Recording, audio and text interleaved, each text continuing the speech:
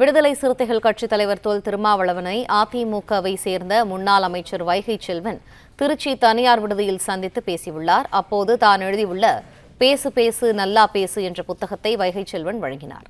இது தொடர்பான மேலும் தகவல்களை எமது செய்தியாளர் ராஜகுமரன் வழங்க கேட்போம். ராஜகுமரன், இந்த சந்திப்பு தொடர்பான விரிவான தகவல்கள் என்ன?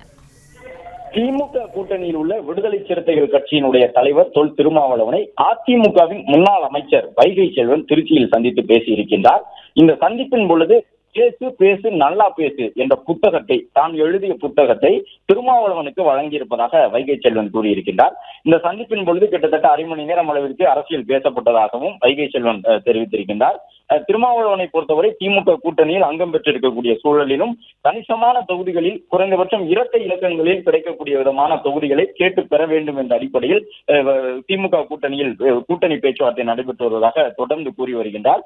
அதே போன்று தேசிய ஜனநாயக கூட்டணிக்கு வருவதற்காக திமுக கூட்டணியில் இருக்கக்கூடிய ஒரு சில கட்சிகளை பேசிக் கொண்டிருப்பதாக அண்மையிலே பாஜக மாநில தலைவர் நயினார் நாகேந்திரன் கூறியிருந்தார். மேலும் அதிமுக பொதுச் செயலாளரும் திமுக கூட்டணியில் ஒரு சலசலப்பு இருப்பதாகவும், கூட்டணியில் இருக்கக்கூடிய பல கட்சிகள் தேசிய ஜனநாயக கூட்டணிக்கு அதிமுகவையும் நோக்கி வரக்கூடும் என்ற தகவலையும் சொல்லி வரக்கூடிய சூழ்நிலையில் இந்த சந்திப்பு நடைபெற்றிருப்பது அரசியல் ரீதியாக முக்கியத்துவம் வாய்ந்ததாக பார்க்கப்படுகின்றது.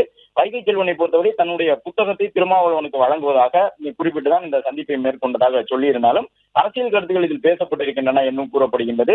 திமுக கூட்டணியில் திருமாவளவன் கூறி வரக்கூடிய கருத்துக்கள் கடந்த 2 ஆண்டுகளாகவே கடும் சலசலப்பை அந்த கூட்டணிக்குள் ஏற்படுத்தி வரக்கூடிய சூழ்நிலையில் அதிமுகவை சார்ந்த ஒரு முக்கிய பிரமுகரை திருமாவளவன் திருச்சியில் வைத்து சந்தித்திருக்கின்றார். அதிலும் குறிப்பாக திருச்சியில் விடுதலை சிறுத்தைகள் கட்சியினுடைய கூட்டம் நடைபெற்றிருந்தது. அந்த பொதுக்கூட்டத்திற்கு பிறகாக இந்த சந்திப்பை அவர் அதிமுகவின் முன்னணி நபரோடு மேற்கொண்டிருப்பது அரசியல் ரீதியாக ஒரு முக்கியத்துவம் வாய்ந்த சந்திப்பாகவும் பார்க்கப்படுகின்றது.